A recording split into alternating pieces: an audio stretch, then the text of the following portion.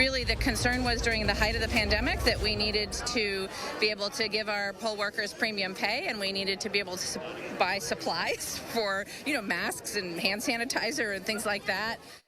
And thanks for joining us. That was Madison Mayor Satya Rhodes Conway this afternoon discussing how the city used outside funds in the 2020 election. And today, a Dane County judge's ruling marks a blow to election deniers. The judge said cities, including Madison, can use private outside funding to help run elections.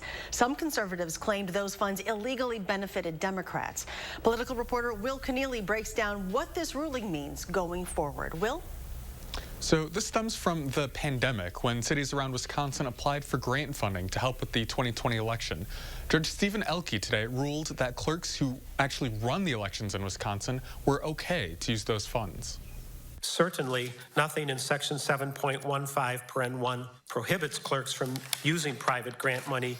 That was the ruling from Dane County Judge Stephen Elke this morning, saying clerks were okay to use private funds to help run elections. It's big for looking back at 2020, when some conservatives said funding that went to Wisconsin's 5 largest cities was illegal. But the ruling also impacts future elections. This language is not currently in any Wisconsin statute, nor was it in the lead up to the November 2020 election.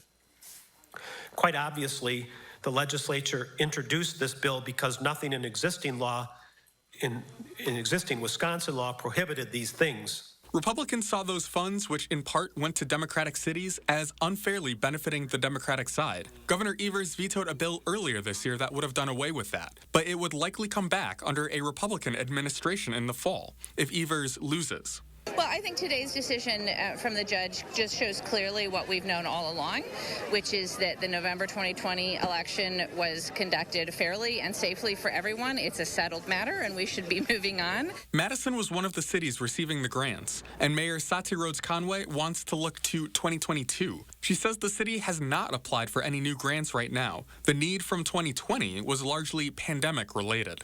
I think we have a little bit less concern now that vaccination is widely available.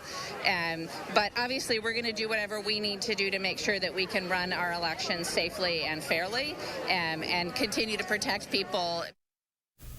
We reached out to the attorney challenging Madison's use of the grant funding, but have not heard back. The case could be appealed to a higher state court, but federal courts have signed off on the use of private funds to help run elections.